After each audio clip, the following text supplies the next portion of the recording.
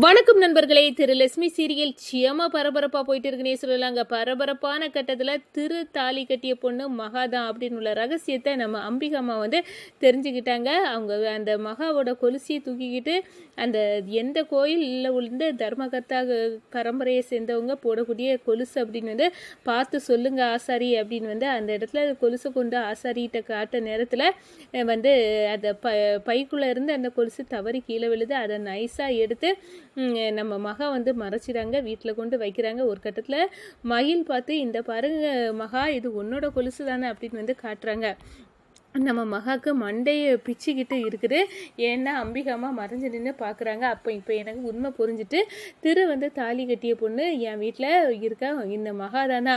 அப்போ அவள் உண்மையை சொல்ல முடியாமல் திவ்யாவுக்கும் துரோகம் பண்ண முடியாமல் இந்த இருதலி கொல்லி எறும்பாட்டு நம்ம மகா தவிக்க பாவம் அப்படின்னு அந்த இடத்துல ஃபீல் பண்ணிக்கிட்டு, ஆனால் என் பையனை கல்யாணம் பண்ணிக்கிட்டு வந்ததை எனக்கே சொல்லாமல் இவ்வளோ தூரம் என்னை ஏமாற்றி ரெண்டு பேரும் திருவும் சரி மகாவும் சரி என்ன முட்டாளாக்கிட்டு இருக்காவ, என்னையா இந்த ஃபேமிலியே முட்டாளாக்கிட்டு இருக்காவ அப்படின்னு உள்ள ரகசியத்தை தெரிஞ்சுக்கிறாங்க நம்ம மகாவை பற்றி உள்ள ரகசியத்தை. அதே நேரத்தில் நம்ம கவிதாவை எடுத்துக்கிட்டோன்னா மகாவோட பேக்கை நோண்டி நொங்க எடுக்கிறாங்க. அப்போது மகாவோட கல்யாண ஃபோட்டோவில் மகாவை இருக்காங்க.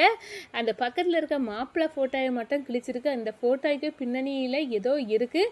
இதை வச்சு இவ யார் அப்படின்னு ரகசியத்தை கண்டுபிடிக்கணும் அப்படின்னு இந்த சைடு கவிதா பூகம்பமாக கிளம்புறாங்கங்க. அதை பற்றி தாங்க இந்த வீடியோக்குள்ளே பார்க்க போகிறோம். அதுக்கு முன்னாடி சேனலுக்கு லைக் அண்ட் சப்ஸ்கிரைப் பண்ணுங்கள் ஃப்ரெண்ட்ஸ். பக்கத்தில் இருக்க பெல் ஐக்கானையும் கிளிக் பண்ணுங்கள். அப்போ தான் நான் போட்டுற ஒவ்வொரு வீடியோவும் நோட்டிஃபிகேஷனாக உங்களுக்கு கிடைக்கும். வாங்க ஃப்ரெண்ட்ஸ், வீடியோக்குள்ளே போகலாம். ஃபஸ்ட்டு எடுத்த உடனே பார்த்தோம்னா நிச்சயமாக அதிரடியான பரபரப்பு கட்டம் அப்படின்னே சொல்லலாங்க. பரபரப்பான கட்டத்தில் நம்ம பார்த்துட்டு இருக்க நேரம் தான் நம்ம அம்பிகாமா எப்படியோ இந்த கொலுசை கொண்டு போய் கேட்கக்கூடிய ஆசாரி ஊருக்கு வந்துட்டாரு. அவர்கிட்ட போகணும் அப்படின்னு நம்ம மகாட்ட சொல்லுறாங்க. மகாவுக்கு பக்கனி இருக்குது. என்ன இது என்ன கண்டுபிடிக்க என்னையே இந்த அம்பிகாமா கூட்டிகிட்டு போகிறாங்களே கடவுளே, இந்த உண்மை மட்டும் தெரிஞ்சுனா இவங்க மனசு என்ன பாடுபடும் போகும் அப்படின்னு அந்த இடத்துல நினச்சிக்கிட்டு இருக்காங்க. என்ன மகா யோசிக்கிற? ஆட்டோ வந்தாச்சு, ரெண்டு பேருமே போய் ஏறி அந்த கோயில் பூசாரிட்ட போய் கேட்போம், இது எந்த கோயிலில் பூஜை வைக்க பரம்பரையை சேர்ந்தவங்க போடக்கூடிய கொலுசு அப்படின்னு நம்ம கேட்டு தெரிஞ்சுக்கிடலாம் அப்படின்னு அந்த இடத்துல அந்த கொலுசை கொண்டுட்டு தன்னோட மருமக யார் அப்படின்னு தெரிஞ்சிக்க ஆவலில் நம்ம அம்பிகாமா மகாவை கூட்டிக்கிட்டு போகிறாங்க அப்படின்னே சொல்லலாம். நம்ம மகாவும் மண்டை பிச்சுட்டு இருக்காங்க. ஒரு கட்டத்தில் பார்த்தோன்னா அந்த கோயிலுக்கு போய் அந்த பூஜாரிட்ட கேட்க கொஞ்சம் முன்னாடி அதை எடுத்து பார்க்கறதுக்கு பேக்கை எடுக்கிறாங்க. அப்போ தவறி கீழே விழுந்தது.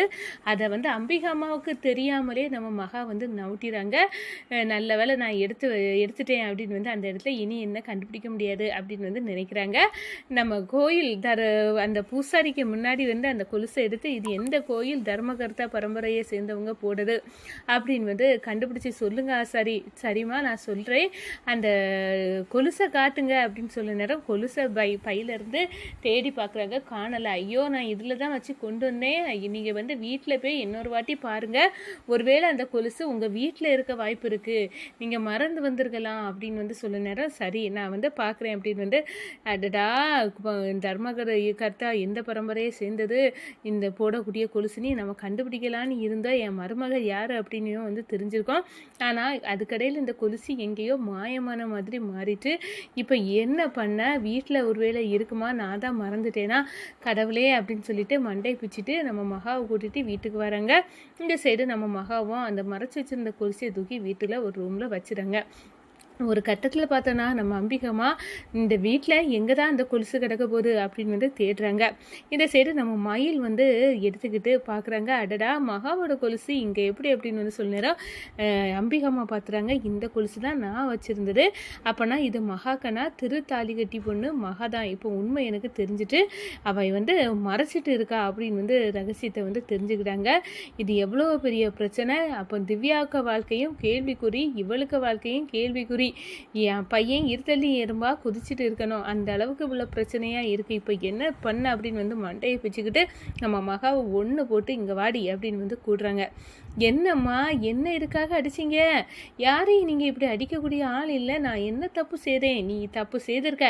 எதுக்காக என் பையனுக்கு மனைவி நீ தான் அப்படின்னு உள்ள உண்மையை வந்து எனக்கு தெரியாமல் மறைச்சிட்டு இருக்க. அந்த கொலுசு ஒன்னதுன்னா அந்த கொலுசு தான் என்கிட்ட இருந்து, அப்போ நீ தான் என் பையன் தாலி கட்டிய பொண்ணு தானே, உண்மையை சொல்ல போறியா இல்லையா அப்படின்னு வந்து காட்ட நேரம் நம்ம தாலி கட்டிய பொண்ணு நாதாமா, அட பாவி இவ்வளோ பெரிய உண்மையை மறைச்சிட்டு இந்த வீட்டிலே இருக்கிறிய, திவ்யாவுக்கு தெரிஞ்சா எவ்வளோ வந்து வருத்தப்படும், எவ்வளோ காஞ்சனாருக்கு தெரிஞ்சா அவ்வளவுதான் அப்படின்னு வந்து சொல்ல நேரம். ஆமாம்மா, எனக்கு வாழ்க்கையை ஒரு இக்கட்டான நிலையில் கஜேந்திரன் மாமாட்ட இருந்து காப்பாற்றுறதுக்கு தான் உங்கள் பையன் வந்து என் கழுத்தில் தாலி கட்ட நிலைமைக்கு வந்தது.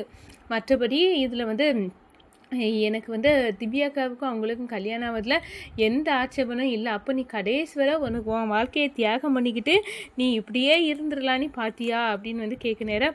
இதில் எனக்கு எந்த வருத்தமும் இல்லை மாமா, திவ்யாக்காவுக்கே என் புருஷன் தாலி கட்டுட்டோம் அப்படின்னு சொல்லலை, உனக்கு பெருந்தன்மை யாருக்கும் வராது மகா அப்படின்னு வந்து அந்த இடத்துல அரண்டு போய் நிற்கிறாங்க. ஆனால் இந்த சைடு பார்த்தோன்னா நம்ம கவிதாவுக்கு இந்த மகா யார், எங்கேருந்து வந்து இவ்வளோ தூரம் வந்து ஒரு சுற்றி பாதுகாப்பு திருவுக்கு அழிச்சது மாதிரி வந்து காத்துட்டு இருக்கா. இவ யாரு நீ கண்டுபிடிக்கணும் அப்படின்னு வந்து நம்ம மகா இல்லாத நேரம் மகா ரூமுக்கு வந்து நோண்டி நொங்கெடுக்க அவங்க பையெல்லாம் அப்படியே தட்டி பார்க்குறாங்க.